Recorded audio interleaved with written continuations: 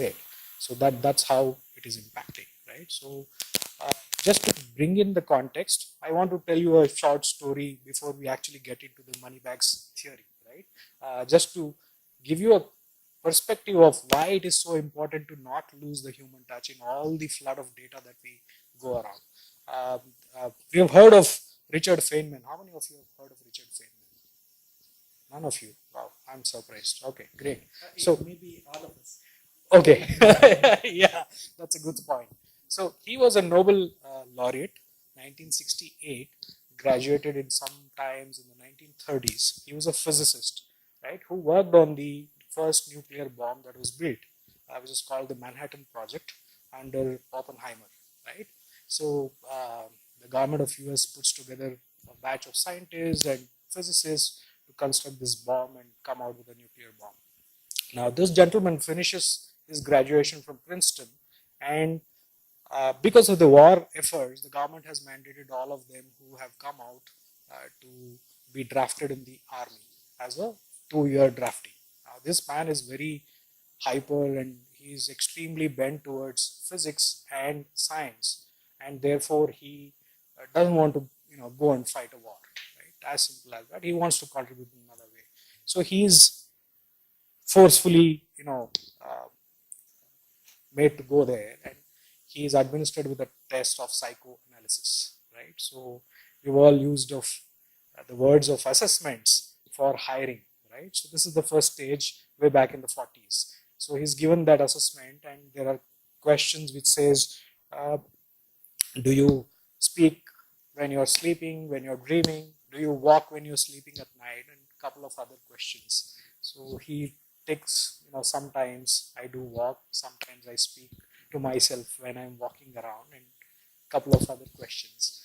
And he goes, sits back in the chair, and the colonel calls him and says, repeats the same questions. Do you speak when you're sleeping? Do you, talk when you're walking alone? So he says, yes, I do sometimes. And then, so the colonel says, next round, and he puts it to a psychological or the doctor. So she goes through the papers and she analyzes the questions and then says, sorry, Mr. Feynman, we cannot draft you into the army. And he's surprised and says, what happened? He says, you're mentally not sane. Okay. So, and he's actually happy. So he gives a courteous, sad gesture and comes out and then serves on the Alamos laboratory doing some research work, and then he lands up in the Manhattan. So the point here is when we assess, we get qualitative data. Sometimes there are data points which does not tell the true story, right? So as HR resources, as resources guarding vital aspects of businesses, background checks, right, and some of aspects of transformation, it is important to have that human touch and human analysis. Artificial intelligence will give you deep insights, so deep that you will not even be able to understand, right? It is important to come back to reality and tie it with your real life and then analyze and take a decision which is more impactful, definitely, because of the data points that are available than before, and make a meaning out of that.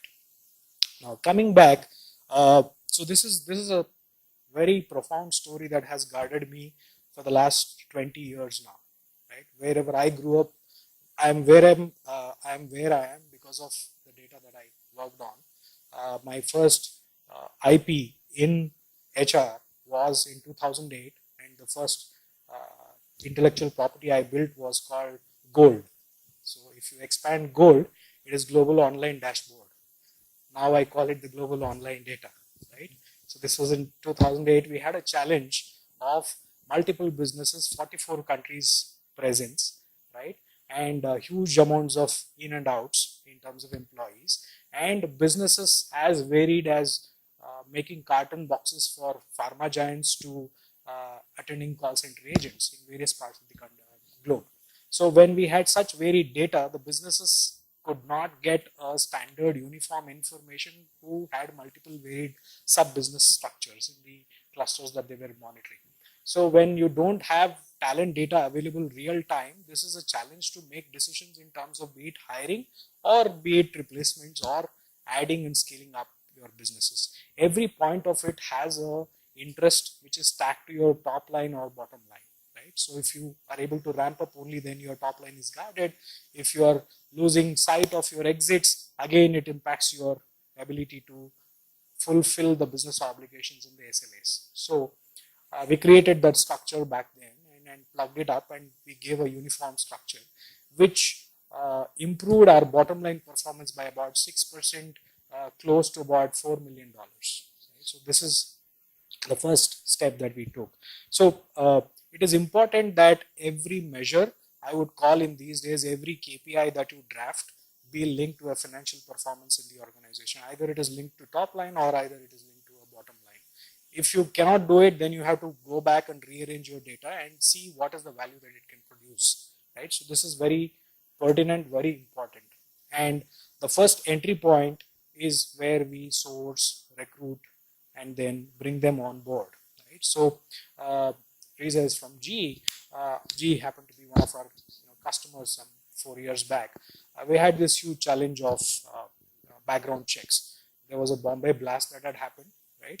And the police verification aspect of background checks had stopped. The cops said, no, we will not verify the cases, and hence there was a business impact. We had rolled out about 7,500 offer letters, including the campus hires, and about 3,000 employees in the 6-month quarter for the experienced category. So we had about 10,000 employees sitting there, 70% of which were to be plugged to GE business, and we had a huge revenue leakage because our main revenue stream was GE, and we were not able to deploy because there was a hard stop, because we were not able to verify. We were losing money every single day. Every person is sitting there not doing the core job that they were hired for. So that is when we grouped together, we put some data structures together in terms of where the lagging, we knew exactly the challenge was in the cops not verifying the BGC part. And what we did was we found out the alternative means of verifying the same antecedents of criminal checks that the cops authorize us. So we said, this is how we are going to verify if somebody had a passport, somebody had a verification of visa, traveled in the last 1 year, it still signifies that they were criminally cleared. So this is on the feet thinking with data availability. Now I could wish for all these if I have not had the data organized in a manner that I can fetch this out in a plug. I am not able to go convert it into reality where I am not losing money out of my business. Now it is imperative that as HR folks, as business folks, that we understand that there are sets of data that is very important. Now all of the data is available and in some form or shape in organizations. Now ability to collate it together, bring it into form and convert it into business reality is what we have to be not losing sight of, and that is very, very important, right? So another aspect of data structures is, again, don't be under the impression that data will give you everything that you need. It won't, right? Where data has failed is instances where if you play the volume game, right, there is 1,000 entities on one side, there is one entity on the other side. We all think and are biased to say that the 1,000 side will win, but when you put 1,000 sheep and one tiger there, the equations change, right? So this is how profound it is. That is why the human journey and the human aspect of intelligence is so vital, to be able to construct your points in such a manner that it gives you insights. Now, there is another interesting story that I want to share about an animal kingdom, right? So all of you have heard of oysters, right? Now, oysters in their family structures have a very interesting hierarchy that is built. Okay, there is 7 or 9 layers, if I'm not wrong, in their chain of command. Okay, they have a unique command structure where each oyster, one above the other, and it is made like that, is guarding the other social life and its eating habits, and it's how it plays around the ecosystem in the waters, right? So the highest of the oyster chain has highest levels of oxytocin. Biologically, they were tested in Harvard Medical School. Very recently, this research has come up, very interesting and profound. And the lowest in the ladder had the least amount of oxytocin. Now, what does oxytocin does? It gives you a positive boost of energy. Now, this research and the data helped the doctors to come back and diagnose certain forms of depression, very deep depression in patients, and they were able to apply that and cure certain kinds of diseases. Now, this is very profound because that also teaches that right from the smallest of creatures to human beings, this positive energy is very important, right? And what gave that edge to the medical fraternity is ability to analyze that data and do some research and come back. Now, all of our journey in organizations cannot be reduced to mathematical exactitudes, right? You cannot put a number to all facets of your journey. But where you start in operationalizing analytics is to check what are the top 3, top 5 deep challenges that your business is facing from a perspective of where you are guarding your business silos, right? It can be a entity, it can be a location, it can be a part of your business, it can be a transformation exercise, it can be mergers and acquisitions, it could be recruitment, right? So all of this has a very deep connect in terms of how you mine your data. Now, because we could go all around the place saying, searching all kinds of data, but we do not know what we want to transform and whether it is required, whether it is a challenge that is pertinent in the organization. So that linkage of insight to an impact is a journey which you should make as students of analytics and having an intent to create an impact at the end, right? So I'll give you certain examples of what we did. Therefore, what I want to say is go back to your own spheres of life and analyze where you stand, what is the impact in terms of value that you can add to your businesses, right? There is definitely a chain attached to your financial performance. Sometimes you are privy to that data, sometimes you are not. But if your intent is right, you could still go back and influence the person who commands that data to share that with you, right?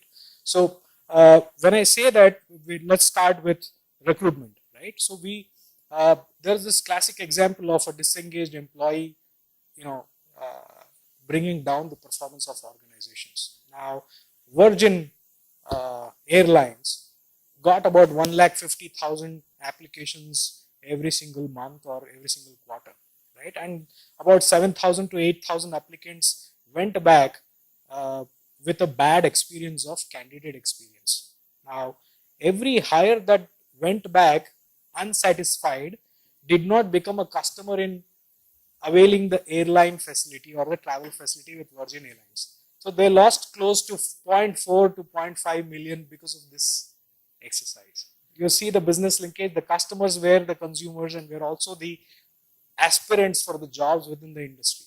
Now, when they got this insight in recruitment, they went back and rehashed the candidate experience, right? which made them feel good. And Virgin Airlines is the only airlines, I think, who gives unlimited leaves for their employees to go and have fun.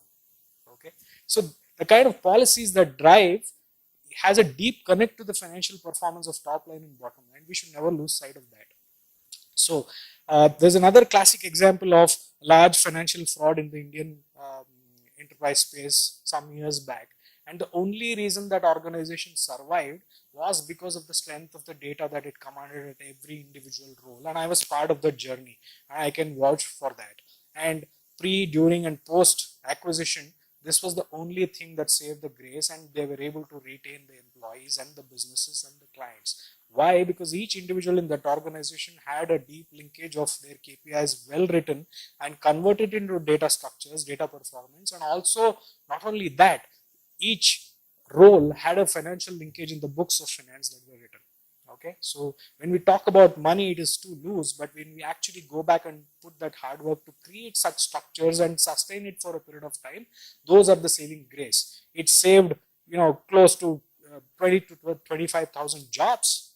If not, it would have been, just gone, right? So this is the profound impact that data can create for all of us. But we should put that effort, take those steps, meaningful steps. Sometimes you would get lost, sometimes you would fail, but never be afraid of failure. Because those are the learning steps that you need to make the journey to be able to create impact. If somebody tells me coming back today and tells me that I can't put a number or a value or a KPI to this activity, I would laugh at them because I know that they have not made that effort. There is no single metric. I've worked in logistics, I've worked in banking, I've worked in media, I've worked in IT companies, and nowhere have I found any single role that cannot be converted into data points. Okay, very profound. Make that effort as HR guys, put that data and start capturing. Sometimes what happens, that's what the primary aspect of this, not to lose another sight, is for us to not go back and create measurements which does not yield the value that it should yield. That's why I said peg it to the priority areas of top 3 challenges that you face in your own domains. As long as you're doing that, the value creation will definitely come and assist back to you in terms of actual financial performance. Otherwise, the measurement and the infrastructure that you put for the measurement itself will become so high and costlier that you will not be able to eke out any value, especially if it is on a large scale mode. Implementation is on multiple geographies. So therefore, it is very important to first prioritize in your own areas. What are those profound 1, 2, 3 things that you are seeing, witnessing? There is a challenge, and how you could improve from there. Now, those are the low-hanging fruits once you figure it out. Another one is, what are the disruptive things that are happening around in your competitive landscapes in the same sphere of operations that you are in, or in another sphere where you are operating, where it can yield some deeper insights where you could come back and pull your points. Now, as I said, every structure that you put in, there is some value that you will leak, and some amount of effort is also needed, and some amount of sustenance. Also, the best part of value that you can generate is identifying from structures that are already there, which is available to you as data points. Don't go back creating right from 0 point to 1 point or 10 points in terms of data, and then you will have to wait for a year to make any meaning out of it, because there are trends that won't be available as easily as it is sounding to be, and there will be again inconsistencies in the data points that you will collect. I'll give you an example that we did in our own organization. 3 years back, we had this challenge of every year medical insurance guys coming up and charging us exorbitant amounts, claiming our claims to premium percentage is quite high. And 2 years back, I think Shinu witnessed me speaking that, and we are in the 3rd year of journey. I've just come back signing a new premium for this year. Okay, it renews tomorrow. So when we looked at the data point, we had about 5 years of data. Thankfully, we had maintained that as an organization. We had seen that the amount of premiums that we paid went up every year, and it was all semantics that control the negotiations, or relationships that control the negotiation, but never actual data point. Actual data point rested with the insurance guys, who never parted with it, because we could influence them in reverse to come back and yield data value out of the engagement that we made. So what we did was, we took that 5 years of data and put it into Watson, because we were not data champions. I was not employed or did this course here. So we we used Watson to create structures and draw up queries of what can be done in terms of probability of repeats of the sicknesses or illnesses that were contracted by the employees during the year's time. So 5 years trends we took, and we had some repeat employees and non-repeat employees, and new joinees, and the churn that typically happens. And then we took a probability of diseases which are repeatable, like a diabetes, like a blood pressure, some cancer cases, and so on and so forth. These are diseases. Some of it are lifestyle diseases, some are non-lifestyle diseases, some of it is locational disease, like Calcutta are gastronomically very bent, and so have their problems typically arise out of stomach ailments, right? So that's what I figured out, because my headquarters is in Calcutta, right? So we had this insight, and we said, okay, let's construct a 360-degree program where everybody is winning, right? What does an insurer want? He wants, if he gets 10 rupees, he wants to make some margins, and also ensure that he's not paying over the board. And we don't want to pay up more premium, just for the increasing premium claim cases. And also for employees to be more healthy, it has profound impact all around, right? If I have 10 employees who are sick, I lose their productivity, their time. I have to backfill their resources with additional resources to sustain that productivity during that period. Also, I have to ensure that my premiums are not being claimed too high because next year it will come back and hit me. Right? You see the deep impact that the whole thread has. But we have never been able to, except for a couple of organizations. I know GE does a fantastic job of actuarial insights that they do, and a couple of others who do it. But then largely the Indian organization landscape does not employ or deploy tools in analytics to be able to create a structure where employees are becoming better or healthier. And then, but we all do engagement programs, right? Climb the steps once a year or climb down the steps once a year, right? How many of you do that, right? Healthy day once in a year, right? We do engagements, but we don't go back and apply data that is available to be able to make meaning. So what we did coming back, what we did was we said this is the data for 5 years, and these are the trends, and these are the repeats and non-repeats in terms of illness. A little bit of work, not heavy, scientific bent of analysis. And then with those points, we went and sat with the providers and said, now tell us what is it going to be costing, because your probability of this is not what it should be, and you're claiming. And the best part was the other side of the table, there was a sales guy, okay, who was not an actuarial guy. He had information from his boss that this is what you have to come back with as a contract, right? So we had an edge. So first year we reduced about 43% of premium costs because we were able to leverage and make a difference there. So premium costs dropped the first year. Second year we had a 120% claim to premium ratio because my non-repeat diseases of probabilities actually occurred. Okay, not so probable diseases actually we had one time hit. But the best part was when we contracted that first year, we said, you also come back and tell us which these are lifestyle diseases and this is what you will do as intervention, not the regular come back and check the blood, check the weight, check the height and say your eyes are better, but do a meaningful exercise for a group of employees who have these diseases probabilities with higher in the coming year, right? So first year was we had about 23 to 25% of employees self illnesses due to which they were absent, right?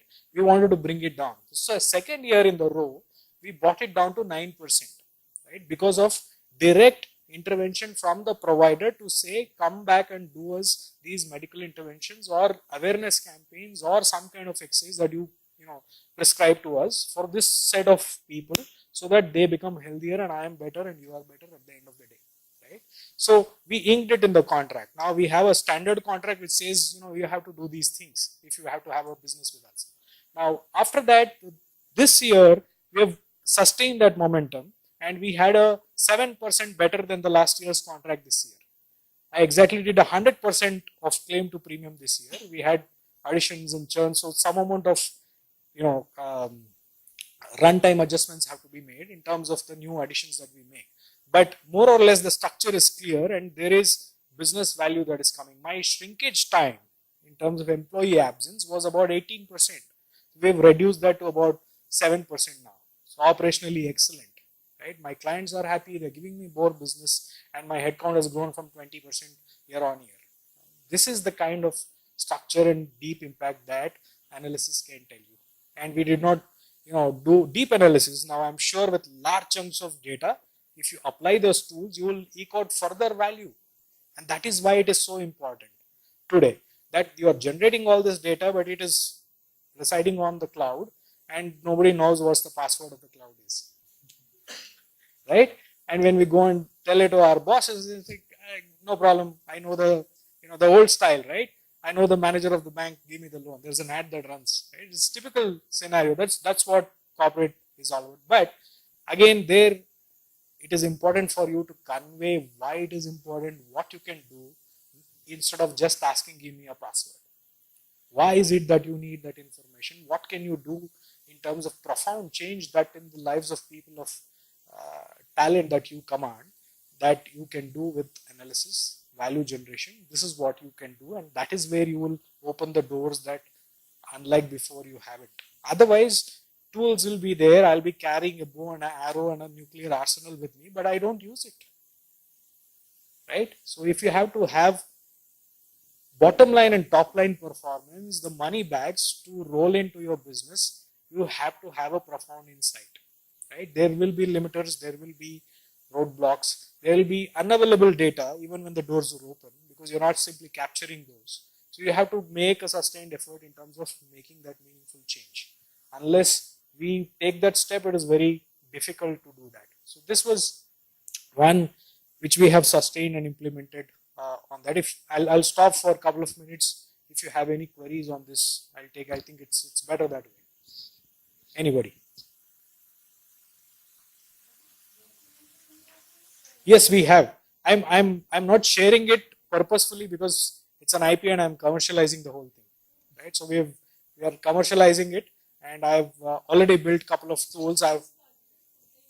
Now I have started with leave and attendance application with visitor management and material management with some analysis in that. Now I'm adding the well-being part to it. So well-being will be commercialized as a different module which I can turn on. So I have 5,000 customers in 1 year that I have developed this tool. Correct. So correct. So the moment you feed the data, it will throw up all kinds of, and it has a linkage to APIs of Watson. Now Watson surprisingly has come out with a Dr. Watson, okay, with a 90% probability of curing or flagging cancer better than a doctor. Okay, this is the latest. So now they are popularizing it, commercializing that, and all of it. So it is very important because we are all human beings and we are prone to diseases, and it yields a lot of effort in terms of, imagine an organization with a lakh employees. 10% shrinkage is something about 10,000 people. I hope I'm wrong with correct with my maths, right? So it is deep impact. If you are able to cut down 2% of that, there is definitely a bottom line impact on your business. All you have to do is put a dollar value to that in terms of earnings. Now, as HR, what I have done in my own life is to be able to go wherever there are gaps, wherever we present problems or challenges, we have always put a dollar value to that. If I have one person absent, not present in that seat, I know what his revenue is per month, per day, and I'll go back and say this is the loss. Not for his fault or our fault or the system's fault, but loss is a loss. Right? How do I better that? Do I fill another body to be able to do that work, or do I go back and use my logic and reasoning and some amount of tools that I have learned to be able to impact that differently? If I'm able to predict the absence during that period, right? Some of them don't say that it's my birthday or my wife's birthday, but they take absence. Now that kind of data is very important if you are a large organization or even a small organization.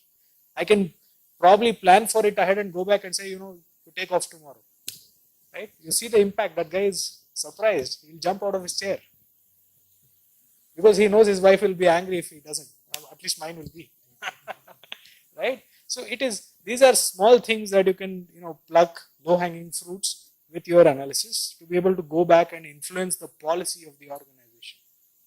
Policy is not once in a year or once in 5-year kind of activity and you forget about it and you use it as a whip whenever somebody has an exception. It is not that. A great place to work is where great talent is respected and great talent is made to perform. That's when they are great talent.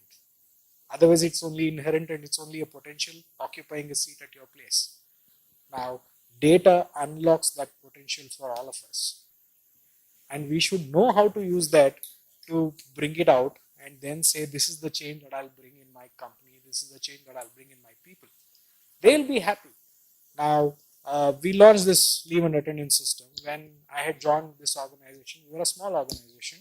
We were doing registers. We had access control, we had biometric, all of it, but still, employees were made to sign a register in and out. I was like coming from a high tech environment to a low tech environment. I was like, taken off. I said, what can we do?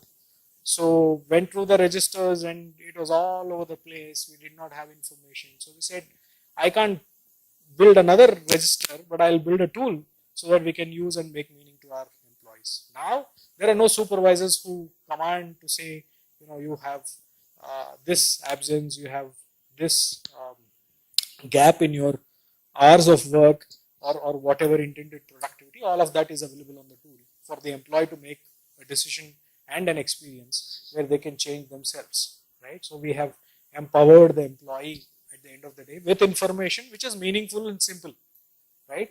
Mohandas Pai says, give that bugger something, not the organization. Everybody who builds a tool only builds it for the organization, for the employer to control. Give that end employee an experience where he will not forget and he will work for you with passion, with purpose, not the other way around. Why should a supervisor come and tell somebody that, this is what is your gap? Why can't that fellow understand and engineer himself or re-engineer himself to be able to make that meaning to all of us, right? That is the change that you have to bring using data, because data is much better because it is crystallized and it cannot be fudged. Though there are, Excel sheets are still prone to that, but then it largely is non-repeatable. Anything that is fudged is non-repeatable unless it's continuously fudging, and one day they'll fail, right? That's the beauty of data. It is a fact, hard coded on wherever it is visible. That is why you guys have to go and influence and create an ecosystem right from here to into your organizations to be able to create that meaning and ecosystem across the board. So the day we do that, you will start seeing the value coming out of your work. And HR has been asking, seat at the table. We command from the industrial age to now. The difference is the quantum of work that in industrial age the talent performed was about 33%.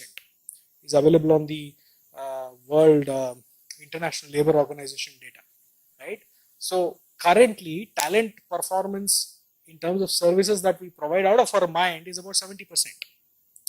That is why it is important that we go back and apply our science, what we have learned, to be able to make those lives better, impact better. As long as you have that sight, you can use your tools wonderfully well to be able to create meaning. Right now, I was talking to a recruitment product company recently. They said they have 222 points of interest on a human eye, not even face. Forget face, right?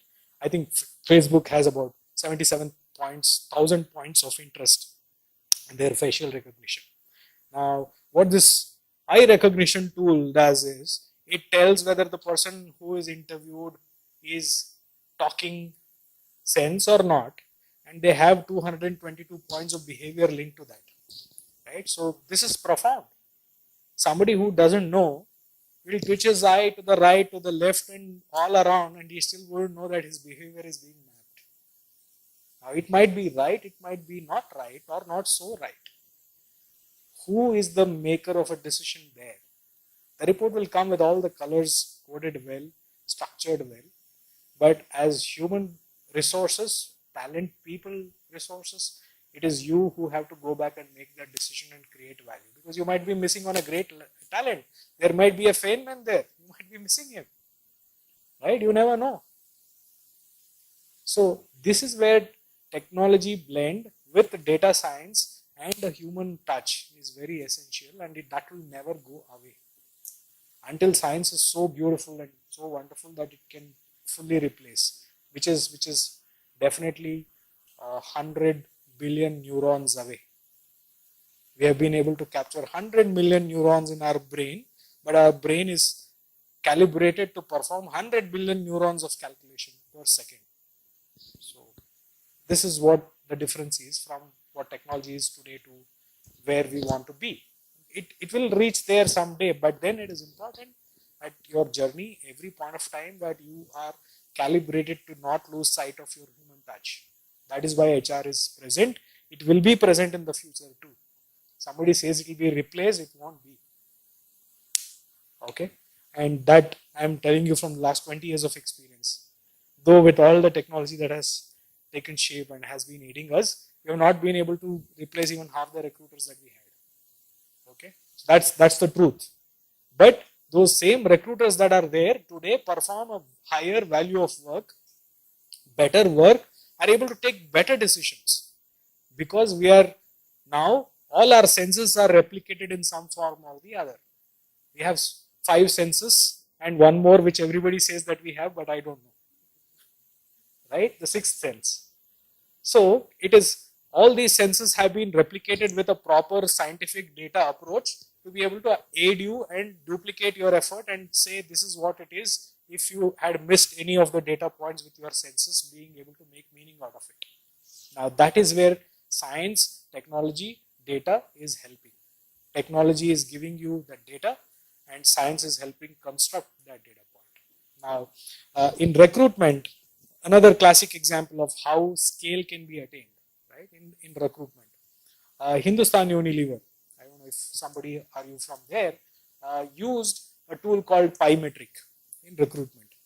One of the fantastic tools that I have seen so far. Right? They clocked about 70,000 onboards for the year, okay, with the tool. Now what this does is allows you to play a game, download it on your mobile for 11 minutes, a game, not questions, and locks your behavior with 100 years of scientific research that has gone into behavioral research, okay, developed by 2 Harvard graduates, and it's a fantastic tool. You can download it on your apps and experience the real science on your tips of fingers. Now with that and assessment tool in recruitment, HireVue, they were able to clock global talent and we were able to augment the resources and put them in Hindustan Unilever. Now that's the scale we are talking about, what technology can do. If I had a recruiter of even 100 people sitting and doing a call center mode, 6 to 8 hours of work or calling and tapping the resource, I wouldn't be able to do that. The actual efficiency in volume hiring is about 20-25 hires, the best that one can clock in a given year, right? Who are not freshers or lateral entries. So this is the technology that can help.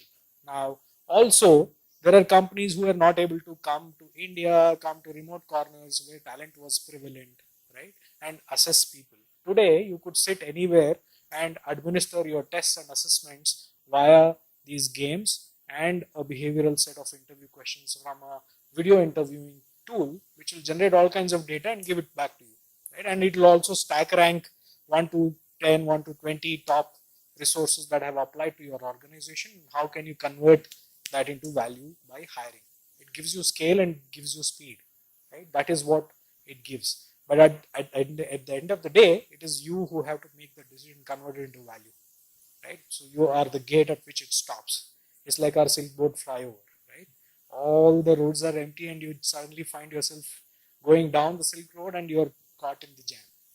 That's how it is, right? So there are some bridges which technology has helped shape taking meaningful decisions, but you have to have the ability to construct it from there to provide value and convert it into value for business. That is why data science helps and equips you with those tools and scientific methods to be able to apply structures to your large sets of data. Right? If we are able to construct those and create value, that is what we need to sustain, go forward. Because gadgets will double every 1.5 years as per the latest survey. Right? We are about 350 million mobile phones today in India. It's bound to go to 700 odd million in the very near future. By 2020 is what it has been predicted. So you will have more data coming to you. You will have more platforms available. You will have more people using them. So you have to put it to good use. So this is what we did. So in terms of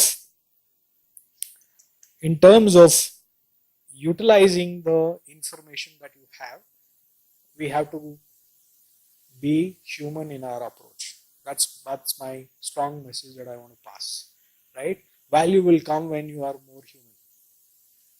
Right? Value will definitely come, but you have to have that heart to look for that data, which will actually create a meaning for everybody in the organization, not just making money. Money will come when everybody is happy. Otherwise, you are definitely losing money. Right? Somebody is making money, but another set is losing money because somebody is unhappy. Right? So you have to have that construct. So there was this survey on engagement where it said 1% drop in employee engagement results in 0.4 million loss. That's the quantum of dollar loss that you experience when a dip in engagement levels go. Now, engagement levels go because people are unhappy. Another survey said that only 33% of your employees are engaged at any point of time. Rest, whatever is that left, 63% is unhappy or unengaged. They're doing their own stuff. So how do you engage them? What kind of data can you pull in? What kind of points of interest can you generate with the information that you have or you don't have, right? When you don't have, you realize that you don't have, then you are getting into the known unknowns. When you get into known unknowns, then you create structures for it to be captured and apply your signs and tools to be able to make difference. But do that journey. That is what we all need to be doing in our lives. Because if you another social message, I don't know how appropriate that is all of us spend our active time in a day of 24 hours divided by 3, 8 3s are 24. The two-third parts we are inactive. We're either at home sitting in front of TV or we are sleeping or spending some time with family. The rest active hours we are spending at office. If you don't help people find meaning with your information, with your insights, then you're not doing your job and you're either you yourself are not happy. Right? As HR people practitioners, it is important we use our tools, our data. Now we are more better in terms of understanding behaviors, understanding people. Right? All kinds of gadgets and tools are available for you to gather that insight and put it back to make a meaningful life change, transformation possible. Yesterday it was not. We did not know how that guy behaved unless we experienced it firsthand. Right? So it is very important that we use that data meaningfully to be able to construct, transform, create value. And measure value. One strong tip is to always put a dollar value to your data. The day you do that, you will see for yourself changes in the way you approach that problem. Not because you have to put, see everything to the lens of money, but when you put that, your efforts will be more honest, more profound, more meaningful to be able to drive that change. I have been doing this for the last 18 years now. Somebody taught me way back, one of my mentors, saying, you put a value and then see how your effort changes. And it did for better. So never lose sight. You will find that sometimes finance guys don't give you real information in terms of dollar value, but you could approximate and still gain. You all know what our revenues of the company are, right? It is declared every year. Divided by the number of employees you get per person revenue. And if you divide it by hours, you will know per hour revenue per person. You don't have to be exact, as I said. You can still be approximated there and channelize your efforts to be able to create meaning. That is what we need to be doing consistently, continuously, because now we are better equipped. We have those tools. Read and gain more knowledge and see what's happening around the world. Right? There are different organizations doing different things. Women empowerment. Now, last year we did another profound change. We said, our diversity was about 9% 3 years back. So last year we did a effort in terms of changing that number to be able to create a meaning for ourselves and also see how it impacts the revenue structures and profitability and the way we are perceived as an organization. So second year we did a 23% now. That's what we are at, right? And this year we have rolled out a policy saying 50%. We want to beat 50% by 2020 in terms of hiring women, because we have seen our top line growth, our bottom line growth, our effort in innovation growth, very profound changes. We are able to see that because we had attached a number to that, not because we were looking human beings through the numbers, but human beings helped us look through those numbers to be able to better construct, right? So this is how you need to find out what the areas of challenge are and first tackle those, because that is when then business will start seeing reason in why you're doing what you're doing, and you're a mode of channelizing that change, right? Because business as it is goes through a number of challenges which they are dealing with, customer, business environment, disruption, which is occurring all around the place. Tomorrow somebody will come with a new set of tool and say, your business I'm taking. So how does HR change and give meaning to that? How do you understand your talent? How do you understand their performance? How do you understand their structures? We all unbuilt the curve sometime back, 2.5 years back. Non-bell curve mode was a in thing. But after that, we haven't heard much. It's come back to us as feedback structures, but we still don't know how to translate it into data. It's a real challenge. I am trying to find some answers, and so are many leaders in the industry space. Some have adopted something, but it's not yielding. They have gone back to the bell curve mode to apply compensation structures to that. CNB practitioners will be able to tell me, right? The change letters that still goes out is applied, look through the lens of the bell curve. Though messaging outside is, we are a great place to work, we have changed and we have unbuilt the curve. G rolled it out. Jack had a wonderful thesis of why he did that. He said, all 5 fingers are not alike, and hence I cannot reward all of them alike. Very profound message he had. But then we have been struggling to change, and we want to change. Because now we want to treat everybody equally in terms of potential of performance. Right? And then give a feedback separately to say, these are the areas that you are extremely good, and these are the areas that you need to work or learn or change. But we need a system where data can help us do that. Go back into your organizations and see how you can build a structure. There's a business potential too. A lot of tools have come in. Recruitment alone in the last year has seen about $11.5 billion investment in terms of hiring talent across the globe. The new funding, new organizations that have come up. The other space that is prime for disruption is performance management. Though we have seen early stage applications that are coming and trying to drive the change, we have not seen profound change still. We don't have a method.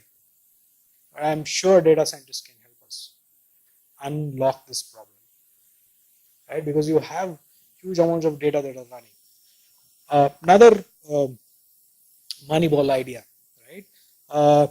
General Motors went through a phase of business losses. They got funded by the government of US sometime back. After that, they took some transformation effects in terms of changing their structure and how they measure performance, how they reward their people, linked to comp and ben, right? So they adopted a tool very recently called organization network analysis. Okay. Now, what does this do is it tells me that Srinath talks to X, Srinath talks to A, Srinath talks to Z very frequently, at least 3 times a day, right? And Srijit talks to 1, Srijit talks to 5, Srijit talks to 9, every single day, twice a day. And so on and so forth for 1.5 lakh employees across the board. They had a good web of who talks to who, how frequently in a day's role. Then they went back and then they said, these are the roles that talk to these people so frequently, and they had a beautiful analysis of people exchanging, traversing, transacting to each other in a given day. So when organization network analysis was performed, now I had that data, beautiful data, which tells me all this wonderful information. Now what do I do with that? So then the concept of organization redesign structures came about. Then we thought about unhierarchical ways of work. How do we delink the hierarchical structures and bring together people who could come back and innovate, come back and transform the landscape of organizations to make meaning? Can we do better performance out of those? Can we do a ONA and then link it to a structure where that team can perform? Now, we also knew that putting all scientists together might not yield great results. You had to have diversity within that team, cognitive diversity, right? So they put some structures, they put some projects together, they ran innovation camps putting these people together in a way that there is cognitive diversity within those camps. So when we did that, they were able to file double the patents in a year's time that they filed the previous years. So this is a profound impact.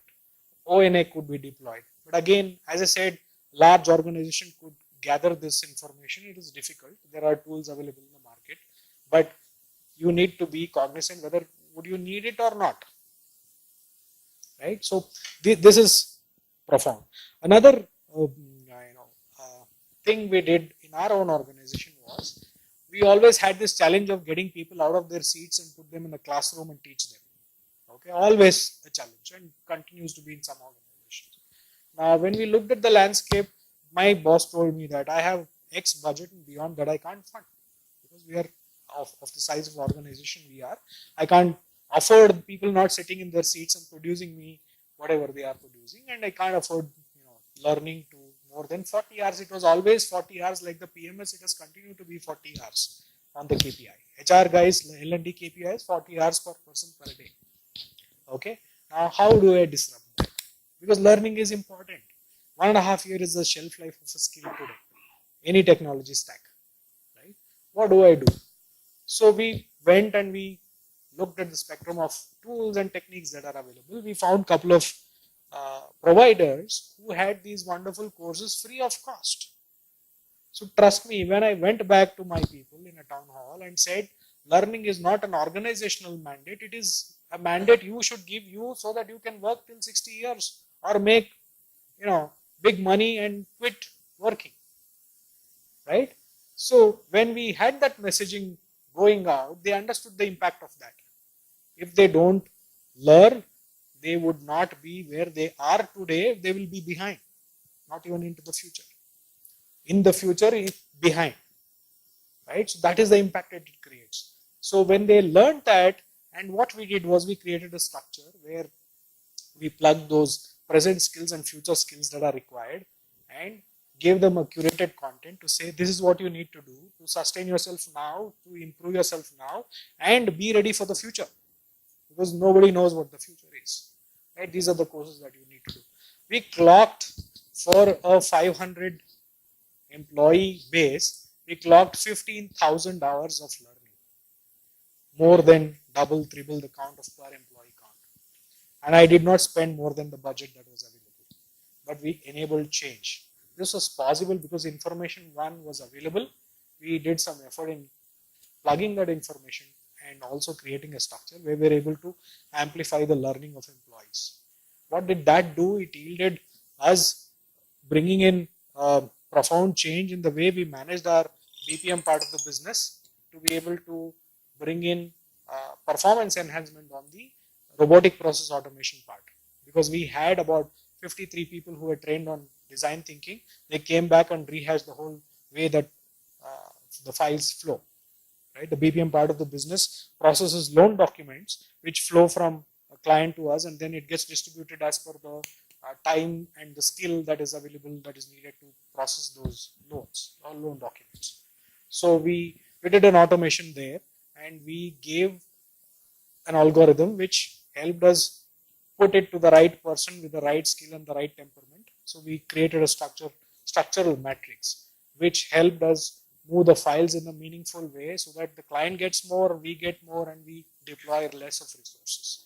So this was a change because we had the learning happening and we had data for last 9 years in terms of how the files moved.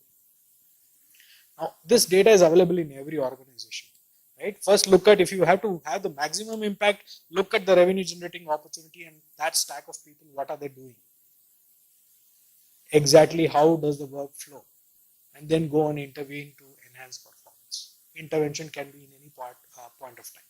Yeah. So, it's interesting to that you actually develop the system as per the skill matrix and you allocated work as per the skill matrix. Right. Actually, right. What the skill matrix actually transform like year on year. So yes. Will you be revisiting the patternization and then reanalyze this data? Yes. What happened with that was the work that flowed from the client, upstream and downstream work started getting expanded. because we were doing the part that was offshored very well now, and with less number of resources as compared to any competition, they gave us upstream and downstream. So I had to revise the skill sets that are required, and also create a structure where the movement of a person in the career progression stack move from a little lower to a higher stack in terms of work that they do. It's very beautiful. If you look at the, It's very intriguing. yeah, yeah, yeah, Skill metrics itself is a big thing. right, Then bracketizing it into the so-called yes, work yes, stream. yes. But it would also lead to further departmentalization of work, is what I understand. It did not go that way. What we did was, in for X number of employees that we have, we found that repeat work and replicated skills, right? It's duplicates. It's also unique roles in the organization are still finite, right? And then it gets added in terms of volume of work. So the unique role that is required to perform that unique set of work got mapped first. That's how I attempted in terms of what we did.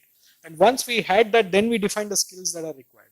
And then we mapped what is the possibility of upstream and downstream from a business parlance where sales guys go and pitch. Right? And then once we did that, we were able to automate those replicable unique roles into stacks of skills. And then that algorithm said that this is how it will flow. And my career progression track said this is the progression that anybody who enters will go through in an organization in every 1.5 to 3 years. Now 1.5 to 3 years is the stage at which everybody gets down, their performance peaks in that unique role. Okay, every 1.5 years. That's again data science that says with large amounts of data research. Right, every 1.5 year you need to go and have that conversation, give him the best challenging opportunity in that 6-month period. After that, you can either push him to a higher role or you can give a challenging project, right? If you have to retain, otherwise they will run away. Now, depending on what organizations are, this data might vary a little bit, but it won't be too much of a variance. You could look at your exit information and you will know when the people are quitting, what range of years that they are quitting. So it's a constant innovation. You got to be calibrating constantly, but once you have the structure, it is beautiful, right? If you can get that, yeah, yes, yes, yes, yes, yes. And then suddenly you had a media business which was nothing to relate to this. So it is dynamic. Yeah, it's dynamic. But then that is the challenge where HR can make a meaningful work. Right? So if you build your outlook to make meaning, then you will find all the data that is possible to be able to create and give that impetus to that meaning. Right. So this is, I think, I don't know what time I started. So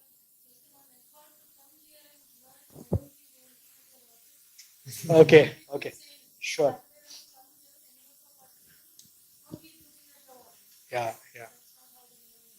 So since I spoke of watches, then I don't know how many of you have read about Zeno effect. Have you heard of Zeno effect? Okay, in quantum mechanics, this is what Feynman also got Nobel for in quantum electrodynamics. Okay, when you go deep into an atomic stage and you observe an atom, it stops behaving. Okay, yes, it is true. It's called Zeno effect. It doesn't move. It's as if it is standing still in the time and it doesn't change. The moment the observer is removed, it goes back to its normal behavior at the atomic level. Okay, it's called Zeno effect. So observing something sometimes stops. Right? So some of these things are so interesting that it intrigues, brings out different elements of thoughts. Right? So these are my things. I think now I'll open it for Q&A. If you have any questions, I can take them. One last thing I wanted to mention, which I had made note of, was when you apply logic to your data stacks. Okay, typically there is logic of consequence, and then there is logic of appropriateness. Okay, when you don't have full data, you are probably lacking on the logic of appropriateness, because you are then drawing up assumptions which might not be true with the data points that are available. Okay, and this will impact good or not so good, because ultimately the result of our experiment is on the talent that is sitting there and performing for us, including us. If I don't do a good negotiation, I'll also end up paying more insurance, right? Or the service provider is bad, so including us.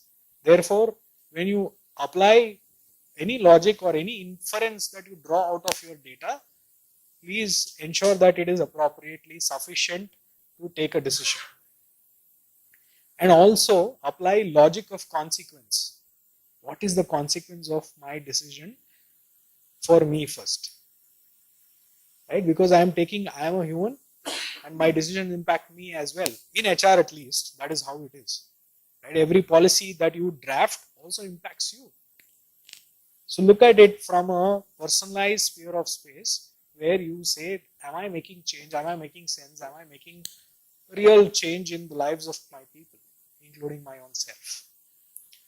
These two threads of logic will always guide you in arriving at a right decision. Those are like your horse focus guides, right? Where you are channelizing yourself to be able to experiment, right? So with that, I'll end my discussion.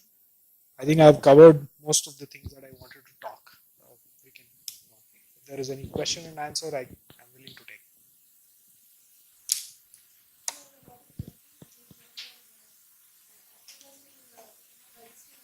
Okay.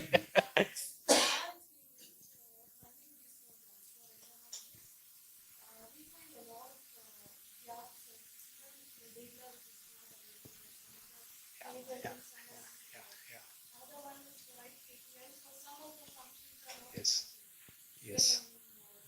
Correct, correct. Right, right.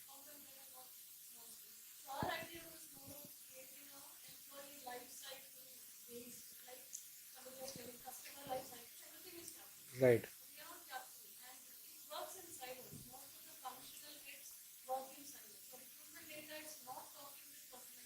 correct. Absolutely right.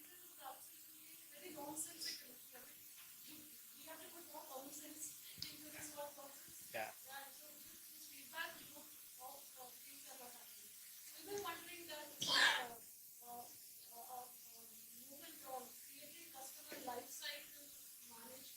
yes, yes. Correct. True, true. There are two threads there. One is to engineer a change of mindset, because most of it, as I have seen, is a mindset. क्यों करना है? चल रहा है, we are doing good revenues, we are whatever we have, we are doing this. Why do I need a change? This is common business conversations that we have had. Another one is awareness, right? People who have grown sometimes have not experienced those. Let's give it to them, right? So that is where an experienced, learned, knowledgeable talent should go and engineer that change, attempt a change with a value proposition. Put a dollar value. Business understands dollars, unfortunately so, but they understand the dollars. At any part of business, in any vertical, any industry sector, go and talk dollars. Their ears are up. Tell them this is how much I can, make a difference, and they will listen to you. Right? Apart from bringing in transformational changes in terms of how people behave, what is the impact to them, what can talent contribute. A 2% engagement going up will increase the revenue automatically. A great place to work commands average 10% increase in all performance metrics of finance. Right? So that is what it does. Happy employee produces more. I can't de-link an employee whose dependent is ill to come and say, give me the exact same performance you gave me yesterday. I can't do that, because we are sitting in real world.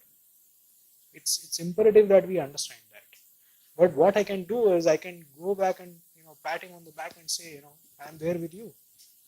He'll still give, though he cannot change the reality. That empathy will change the way you perceive and you enable change. So HR guys, along with data, on the other hand, you need to carry the value proposition always. That is how you make change. If you can't make that change, and if you go and say, I'm HR, you give me this, very little change can translate, nor will anybody even give heed. They'll say just go and recruit what I say. Unfortunate, but that is true.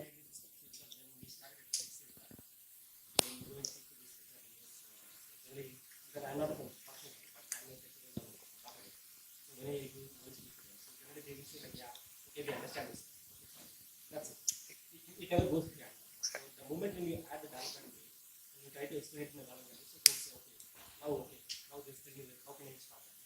So when we say that, okay, how many people are coming and how many people are going, so we say, yeah, we know that, yeah, we are getting certain people are coming and we are doing certain people are going. Exactly. They doesn't understand what that is. So the moment when you say, okay, what are these 10 people? These many are the revenue generating people, and these many are the transport people, these many are the business people. So then they will say, okay, so how can I stop those revenue generating people? Now tell me what is the, what should I do? So the moment when you add this vulnerability, they will actually will come back and listen to you and they will try to support you in that kind of. Yeah, but don't look at. There is this tendency in the Indian landscape. Unfortunately, I have gone through that too. To look at talent as billable and non-billable resources. Okay, so don't treat people like that. Nobody is billable. Nobody is non-billable. We are all. I'm not saying that. Yeah, I'm that's my thought that I. Not specific to you or your organization. I'm in general saying. True. So they will say that.